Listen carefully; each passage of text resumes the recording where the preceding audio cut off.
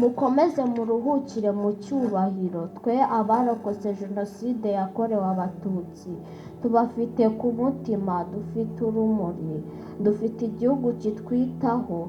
Tuzakomeza kubaka igihugu cyacu, tuzakomeza kubibuka kugeza umunsi tuzongera guhurira ijabiro kwa jabiro.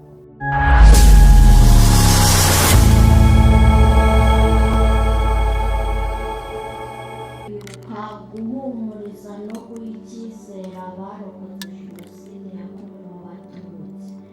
Twibuke twiyubaka. Uyu munsi turavuga twibuka. Kwibuka si njye si wowe, ni twebwe twese. Twibuka abavanywe mu buzima, ako si bavanywe mu mitima yacu. Hari amazina atigeze avugwa, hari isura zitabonye irimbi, hari n'ibitabonye amagambo, hari abagiye hasigara icyo kitazapima n'imyaka.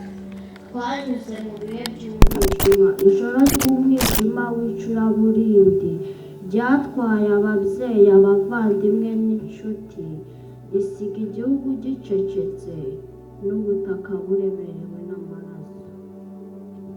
Hari umwana uhari uyu munsi, aracyahumeka ariko yikoreye agahinda karenze imyaka ye.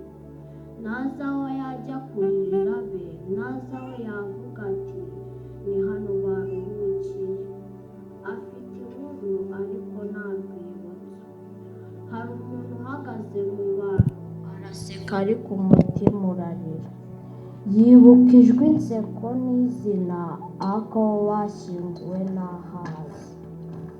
Abo yakundaga bahindutse igice cy'ikirere, igice cy'umuyaga, igice cy'amateka atarangira. Turibuka ku nshuro ya 32, intimba si imibare. Igihe kiragenda ariko ibikomere bimwe bigakomeza kubabaza. Kandi n'uyu munsi hari abagikomeretsa amateka, abayagoreka, abayapfobya n'abashaka gusibanganya ukuri. Hari amagambo abiba urwango, hari amagambo ahakana amarira y'abacu. Ariko nubwo ibyo bihari, urugendo rwo kwiyubaka ntiruhagarara. Twahuye n'icuraburindi ariko twahisemo urumuri. Twahuye n'urwango ariko twiga ubumuntu. Igihugu cyaravunitse ariko nticyapfuye, cyarakomeretse ariko cyarivuze. Cyigishije abana bacyo gukunda ubuzima n'ubumwe nubwo amateka yabakomerekeje.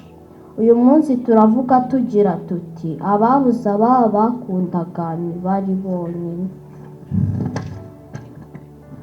N'ab'imiryango yazimye ntibari bonyine.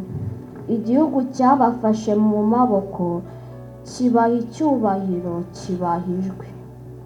Kwibuka si uguhorana amarira nubwo intimba idashira, ni uguhaguruka tuvuga tuti ntibizongera. Ni ukwemera uko amateka ari, atari ukuyahindura uko adashimisha. Uyu munsi turavuga tugira tuti nubwo hari abagishaka kudusubiza inyuma, twe twahisemo kujya imbere. Nubwo hari abapfobya, twe turibuka twiyubaka. Turibuka ariko ntitwiheba, turibuka ariko twiringira ejo. Dufite igihugu, dufite umutekano, dufite icyerekezo. None rero mwebwe badutanze, mwebwe mutabonye ubutabera bwo ku isi, mwebwe mutabonye n'aho mushyingurwa, turabasuhuza n'icyubahiro. Turabasuhuza aho muri hose, mu mateka, mu nzibutso, mu mutima w'igihugu.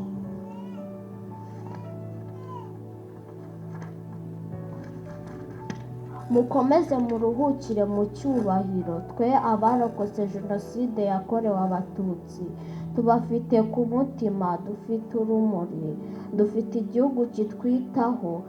Tuzakomeza kubaka igihugu cyacu, tuzakomeza kubibuka kugeza umunsi tuzongera guhurira ijabiro kwa jabiro.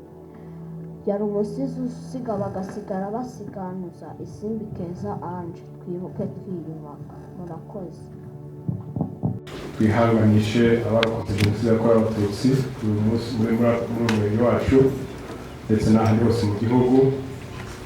Nanone twunamira tunaha icyubahiro abazize Jenoside, twunamira uyu munsi cyahoze ari segiteri Kagugu.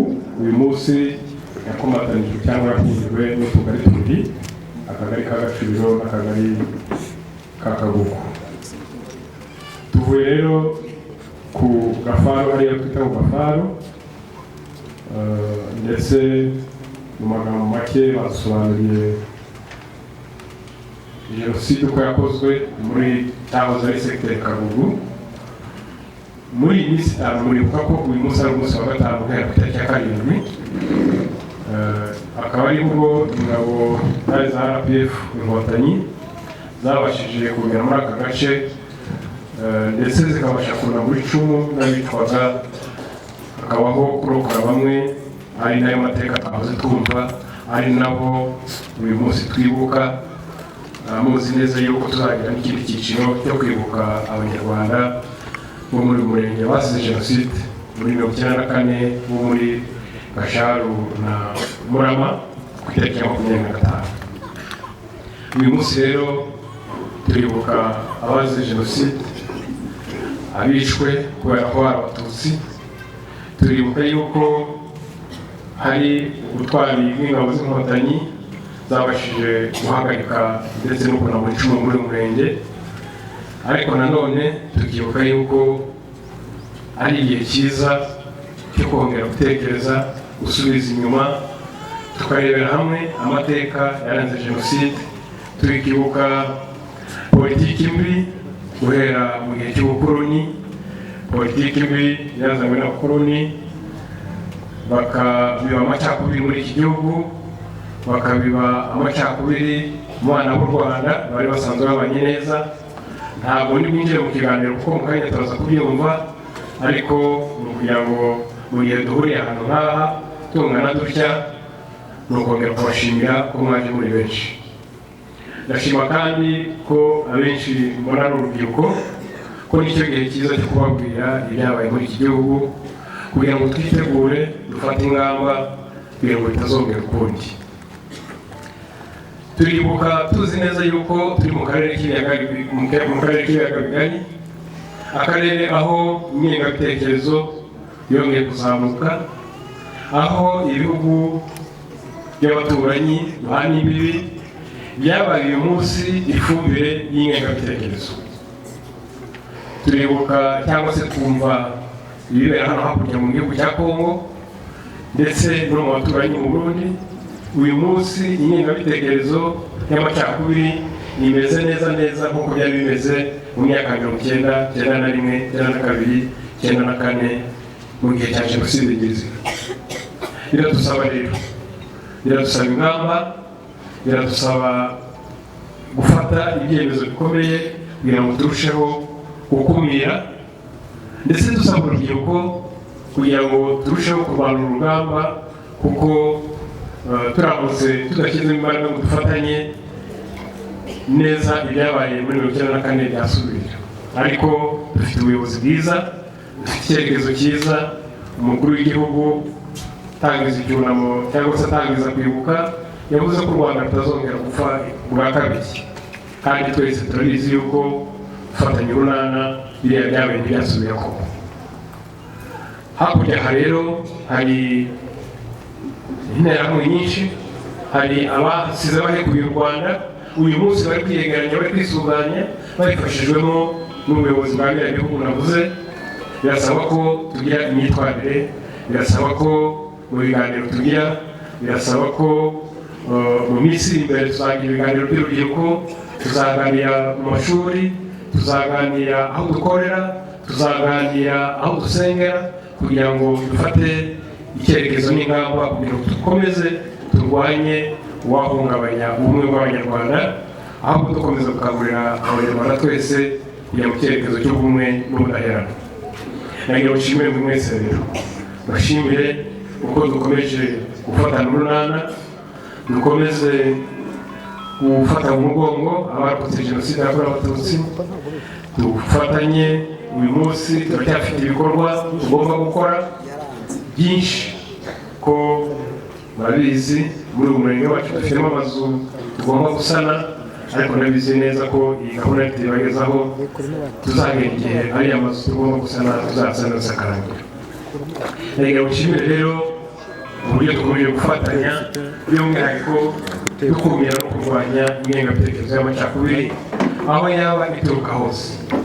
Ndasaba kangurire muri iki gihe cy'iminsi 100 tuzakomeze gufatanya urunana, ubwo ubwitabire ndi kubona hano tuzabugire no kuri 25 ubwo tuzaba twibuka hakurya y'Umurama, ndetse n'igihe tuzasabwa kongera kwifatanya n'ibindi byiciro byihariye muri ya minsi 100 amaze kuvuga, nabyo tuzabikore.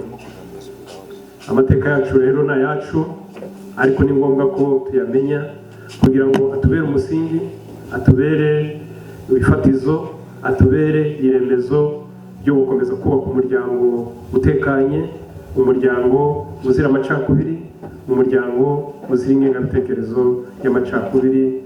Dukomeze twibuke twiyubaka.